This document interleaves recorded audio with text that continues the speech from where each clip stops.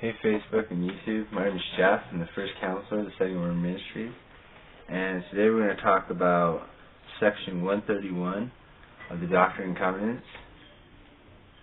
This section is just before section 132, the section that answers the question that Joseph Smith asked God about concerning King David and Solomon, wherein they had many wives and concubines, and why they did. So I'm just going to read section 131 and just kind of explain what it's talking about. Okay, this is the heading. 1 through 4. Celestial marriage is essential to exaltation in the highest heaven. 5 through 6. How many men are sealed up unto eternal life? 7 through 8. All spirit is matter. In the celestial glory, okay, I'm going to start. This is Doctrine and Covenants 131. In the celestial glory, there are 3 heavens or degrees. And in order to obtain the highest, a man must enter into this order of the priesthood, meaning the new and everlasting covenant of marriage. And if he does not, he cannot obtain it. He may enter into the other, but that is the end of his kingdom. He cannot have an increase. The more sure word of prophecy means a man's knowing that he is sealed up unto eternal life by revelation and the spirit of prophecy through the power of the holy priesthood. It is impossible for a man to be saved in ignorance. There is no such thing as immortal matter. All spirit is matter, but it is more fine or pure, and can only be discerned by pure eyes.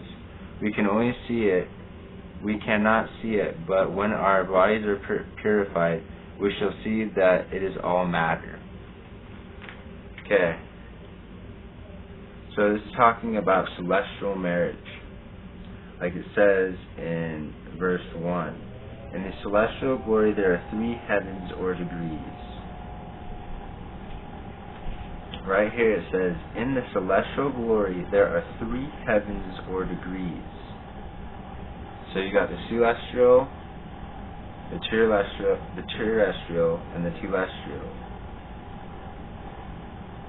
In each of those kingdoms, there's 3 kingdoms within each of those kingdoms. So you have the celestial kingdom. There's 3 kingdoms for the celestial kingdom. You have the terrestrial kingdom. There's 3 kingdoms in the terrestrial kingdom. You have the celestial kingdom. There's 3 kingdoms in that one kingdom. So, in order to obtain the highest, a man must enter into this order of the priesthood, meaning the new and everlasting covenant of marriage. So, in order to obtain the highest degree of the celestial kingdom,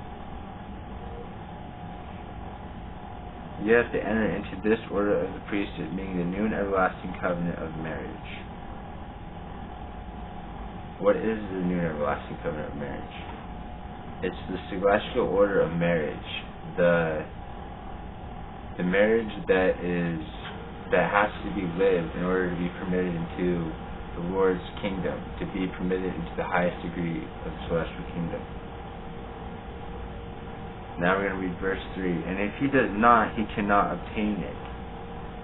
So if you don't live the new and everlasting covenant of marriage, which is celestial plural marriage,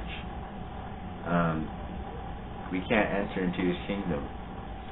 It says right here in 4, he may enter into the others, but that is the end of his kingdom. He cannot have an increase.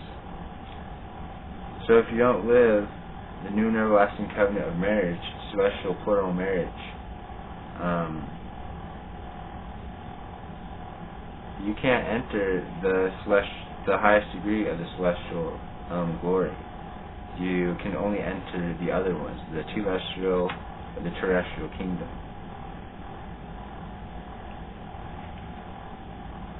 Number 5 says, the more sure word of prophecy means a man's knowing that he is sealed up unto eternal life by revelation in the spirit of prophecy through the power of the holy priesthood. This is when Jesus Christ appears to you and He lays His hands on your head and seals you up into eternal life. Because when this happens, God sees that you're going to make it, that you won't fall. You've been sealed up unto eternal life, that your exaltation is made sure. It is impossible for a man to be saved in ignorance. Ignorance is a deception of Satan. Ignorance is fighting. It's arguing. It's everything Satan likes. There's no such. This is verse 7. There's no such thing as immaterial matter. All spirit is matter, but it is more fine or pure, and can only be discerned by pure eyes. So spirit is matter. God says that He can take us like clay and mold us into anything He wants us to be. So all spirit is matter. Any spirit can be changed, it can be formed, it can grow, it can become something different, just like clay can. We cannot see it, but when our bodies are purified, we shall see that it is all matter. Right now we have a veil placed over our minds. We can't see the spirit world really, because the veil has been placed. But after we die, and our eyes will be open, we'll be changed from mortal to immortal, and we'll all be able to see that it's all matter. Just like God can mold each of us into something better than it was. He can take clay that is all rough and He can make it smooth again. Without living celestial plural marriage, polygamy, like Joseph Smith and King David and Solomon and Moses did in the Bible,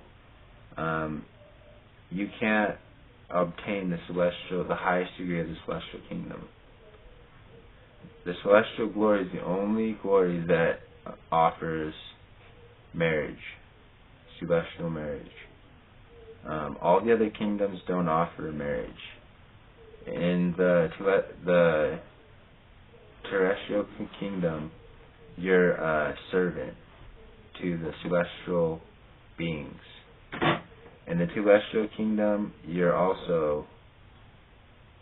angels and servants. You serve the higher beings. Or you might just have to start life over again and try to do better next time around. Try to become a celestial candidate. Like the clay, God can take us and keep working with us until we are formed into a celestial being. The celestial being is the order of God. That's God's kingdom. We can all become gods if we live up to and follow the commandments and laws of God. And that's basically what this section is talking about. It's talking about celestial plural marriage, and without it, you can't become a god. You can't be permitted into the Lord's celestial kingdom. And so there's donations. You can donate. Donations are accepted. Right now we're working on getting a 501 status. I have a Facebook page. It's called The Setting Order Mormon. You can check us out on there for more information. And that's all.